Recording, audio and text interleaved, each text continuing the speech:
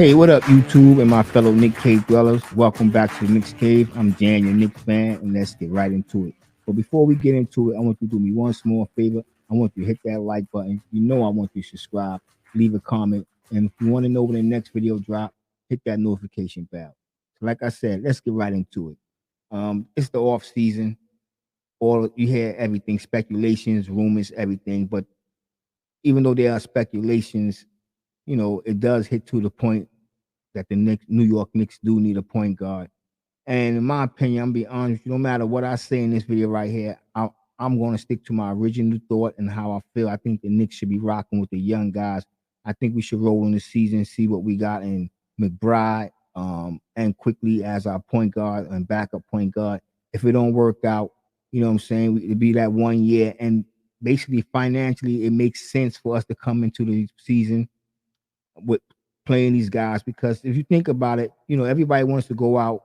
And I hear rumors about Jalen Bronson, and I'm hearing trades about Mitchell Donovan. Excuse me, Donovan Mitchell, and I'm gonna get into that right now. But I'm gonna start this video off with, I put three players up, but actually it's two players I think that's possible we can get, and I think they would be a nice fit into Tom Thibodeau's system. And not only that, it wouldn't cost as much because I'm gonna hit you with what the Knicks salary cap is right now, well, what is projected to be. But they would be like in football, they would be that that guy right there, just to hold Emmanuel quickly down and McBride, and it wouldn't cost us that much for the year, and we get to see what the young guys got in the process, and it wouldn't affect our team. You know what I'm saying? Especially getting rid of our young players. Like I said, a lot of people talking about Jalen Bronson, Donovan Mitchell, but here are three guys that I think the New York Knicks should go out and get. Number one, like I said, two guys really, saying Colin Saxon. I got him on this list. He's a free agent coming up, and I always liked him, to be honest with you. I know he might be a liability on defense, might be a Kemba Walker type player, but he might, if you think about it, he'll be a Kemba Walker type player when Kemba Walker was young. I think he's more dynamic and more explosive than Kemba Walker was. Yeah, he's streaky.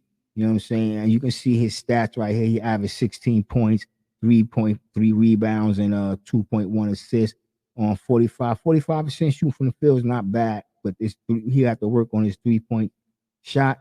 But I won't mind that because if he don't take them, it won't be a problem. But you understand what I'm saying? If he come in and do what a point guard do, concentrate, getting the other players that can hit the 3-point shot, then I think he'd be a great acquisition for his team. And his 45% from the field is not bad. You know what I'm saying? He just concentrate on his strengths and work on his weakness throughout his career because he's still young. Um, Colin Saxon could fit into this organization well. But like I said, that's a pipe dream because it's going to cost. It's going to cost. He's going to be wanting some money, and Cleveland might retain him. And like I said, the Knicks is kind of financially strapped. We still have to sign Mitchell Robinson, and if the Knicks don't think about signing RJ to that extension, then it makes sense for them to put him in a deal for Donovan Mitchell. But let's get back to Tyrus Jones and Corey Joseph for 1 second, and then I'm gonna get into that because I had a couple of videos where I just plain came out and said, saying it's not possible. In this world, anything is possible. And like I said, I'm gonna get into it. So let me finish this little skit right here, and we get into Donovan Mitchell, and then I'm gonna get into my last, topic, which is Mitchell Robinson and what I think we should do in the draft. All right, now Tyrus Jones, he averaging 8.7 points a game, 2.4 rebounds, 4.4 assists. Um, he also shooting 45% from the field, and yes, he's shooting. He's not a spectacular 3-point shooter, but he's shooting 39% from downtown. And it's way more improved, better than Colin Saxon. And I do like Tyrus Jones because he plays within the system. He's not a guy that gonna go out and try to do too much. He's gonna play within his strengths and his weaknesses. And he's a surprising player. He can come out and give you a good game here and there and every now and then. Um, he's playing on team behind Ja Morant, so he's really not gonna get the control of the ball. But that makes me think about Jalen Bronson. That's why I actually put Corey Joseph and Tyrus Jones on here. Some of y'all could say, well, that's why they went out and got, Ja Morant, or they went in Detroit, they went and got Cam Cunningham, Case, and it's a point taken. But I think these two guys have come on to the New York Knicks to be a stopgap for our young guys, just for a 1 year, 2 year contract, 1 year with an option. Give, what I'm saying, depending on whatever team is looking for their service. I don't think too many contenders going to be looking for their services when end of the season. But I also look at, like I said, I look at these two guys as Jalen Bronson type players that's not getting the type of run they would like. And if they was to get that run, that who knows what can happen. I ain't saying they're going to be having no 44-point game, 41 something game in the playoffs like Jalen Bronson, but they could come in and contribute, be a solid point guard for the New York Knicks. Control the offense. You know what I'm saying? Keep everything in, from being stale, because Tyrus and Corey, they are active point guards. They can rebound, and they play defense. You know what I'm saying? They better defensive players than Colin Saxon. I will admit that. But like I said, I fell in love with Colin Saxon from when he was in college. I just thought he was a very explosive guard. And at the time, I wanted him. You know what I'm saying? Like, it was a comparison to him and DJ, if you want to think about it. But he's better than Dennis Johnson, if you want. I ain't gonna get into that's old school. I'm gonna say Dennis Smith, but yeah, these two guys, three guys, I think they can work out well for the New York Knicks, especially because the Knicks is projected to only have a maximum cap of $2 million. I'm not even gonna go rounding off. It's more close to $3 million, but it's really 2 million in between right there. But that's the maximum cap they have right now. But they projected to be in the minus, you know what I'm saying? Actually be below if they don't make any real moves and go out and try to sign players. We would be behind, and we'd be in debt. Just put it like that. We'd be in debt. Now, like I said, I have said many times before, I didn't think it was possible for the New York Knicks to acquire Donovan Mitchell. But there is a way. Like I said, anything is possible, and it seems to be a rift going on in Utah. Reportedly, like I said, everything coming out right now is rumors, and being that the Jazz got knocked out the playoffs, and I'm gonna talk about that a little bit. That's one of my down. That's one of the things why I really don't want Donovan Mitchell. I know he's a New York kid, and everybody want to see him come in and do well. But will he even get us? He might get us to the playoffs. And that's still a if, because you got to think about the Jazz do have a very good team. They have a better team than the New York Knicks. It's not just Donovan Mitchell over there. So this is what I'm bringing to my point. Like, if he came to the New York Knicks, and everything that we would have to give up, and what type of team we're gonna have left, and can we afford him getting hurt, because he have not played a full season since being drafted. You know what I'm saying? So think about that. A lot of people not even don't take that into factor, or they just want to talk about we need Donovan Mitchell. Yes, he's an explosive, he's an exciting player to watch, but he don't stay on the court, and that's the truth. Now, if we was to get rid of acquire Donovan Mitchell, we're gonna have to get rid of, let me see, a trade package. It looks something like this: R.J. Barrett, Emmanuel Quickly, Evan Fournier, and probably a 2024 pick. I think they probably Utah probably went out pick for 2023, if that's not even going somewhere else. But we would be giving up a whole lot. It would be kind of like the Carmelo Anthony trade, but only thing different, none of the guys that we exchanged in that trade for Carmelo Anthony really never turned out to be no superstar. I mean, they was good glue guys, but I think RJ Barrett is going to be something special in this league, and I don't think Donovan Mitchell will have more than 4 years. And y'all can hit me up in the comment section and say I'm crazy, say I'm stupid, what I don't know what I'm talking about. Like I said, this is the New York Knicks cave, and this is my opinion. But in my opinion, I don't think Donovan Mitchell got more than 4 years left in the league. I know he's still young, but if you look at his injury history, you know what I'm saying? Like, and even if he played longer than 4 years, he won't be that explosive player. And I don't think in 2 more years he'll be that player. So he got to work on his jump shot, which is not really that consistent. Let's be honest. So if he came to the New York Knicks, what would we be left with? If they taking away Emmanuel quickly, RJ Barrett, and I know a lot of y'all want to say good riddance to Evan Fournier, but I think Evan Fournier did exactly what he was supposed to do. It was the New York fan base and the management that had a higher expectations for Evan Fournier than anybody else did, because Evan Fournier in his career he averaged 14 point something point per game, and that's where he ended his season with the New York Knicks. That year they averaged 17 points. It was only 1 year, so it was like a breakout year. Nobody, and that was with Boston. So, and that was a half a season, I may add. So Evan Fournier, he came and did what he was capable of doing. The New York Knicks management overpaid him, expecting more than what he was capable of, and the fans was thinking because the management went out and signed him that he was capable, and he wasn't. But like I said, you see the little clip up there. I'm saying, what was over here? I'm pointing over there. Yeah, pointing right there. Mitchell, Donovan Mitchell, and Rudy Gobert. It's rumors that Gobert is talking about it's either him or Donovan Mitchell. Both of them have big contracts, and like I said, Donovan Mitchell was hurting the team. Did do well. They played well enough to keep them in contention to get to the playoffs till he got back. So maybe Utah, who knows what Utah might be thinking. I don't know if they would go with Rudy Gobert or they would go Donovan Mitchell.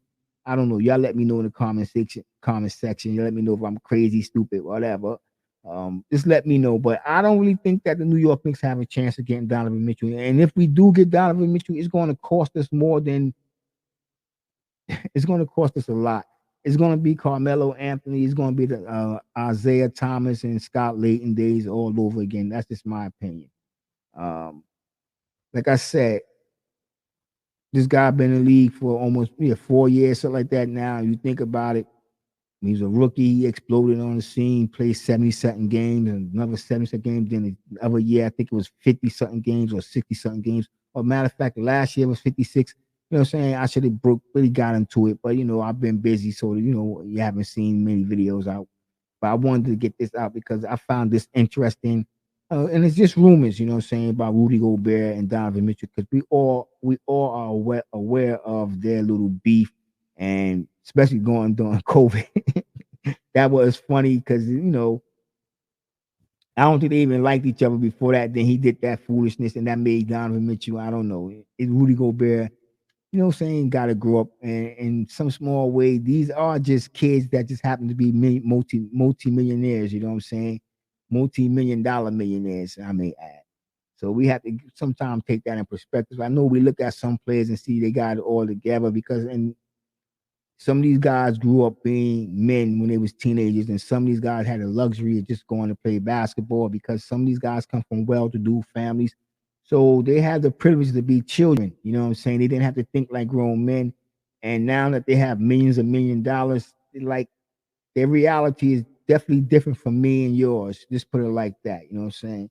And I don't know. You know what I'm saying? These two guys, I don't know. You know what I'm saying? But I don't really see the New York Knicks acquiring Donovan Mitchell. And if they do, it's going to cost the New York Knicks one of my favorite players. I'm not going. I don't know the future, so I'm just telling you my opinion. I just think it's going to hurt us more than it's going to do us any good. All right, so let's just get to the next topic here, and it's more like Mitchell Robinson. Mitchell Robinson. I really don't have too much to say about Mitchell Robinson other than the fact that I really don't know what the Knicks are going to do with Mitchell Robinson. There are teams out there that I'm pretty sure is going to jump on a chance if we let him hit free agency. But will the New York Knicks match him? I don't think so. I'm being honest with you. We can sign him because we have the rights to him. Um, I'm not. I'm not too good with how that signing trade and all the behind the scenes and what it would do and what it would cost the New York Knicks. But right now, like the top centers on the that will be hitting the free agency. I rank Mitchell Robinson number 2. I got the guy from Phoenix, Aiton, as not a number 1 center that's going to be hitting the free agency list. So A lot of teams is gonna be wanting Mitchell Robinson services. So this is where I really wanted to talk about the draft. You know what I'm saying, and what we should do. We have the 11th pick, and a lot of people talk about go out and get draft a point guard. And I'm hearing when I look at certain drafts, they got the New York Knicks taking Ty Washington. But I have a player in mind, and I think the Knicks have a chance to get him. Well, at least when the drafts that I looked at, he's there for the taking. You know what I'm saying? He's there for the taking, and that is Jalen Duren. Matter of fact, I want to see more of him. Uh, I like this kid. You know what I'm saying? He averaging 12 points, 8 rebounds, 1.3 assists a game, 0.9 steals, 2.1 blocks, 2.1 turnovers, shooting 59% from the 59.7 to be exact from the field. He don't take threes, so you see that on there right there. Over, I'm gonna point over here. His free throw was 62. He got to work on his free throw.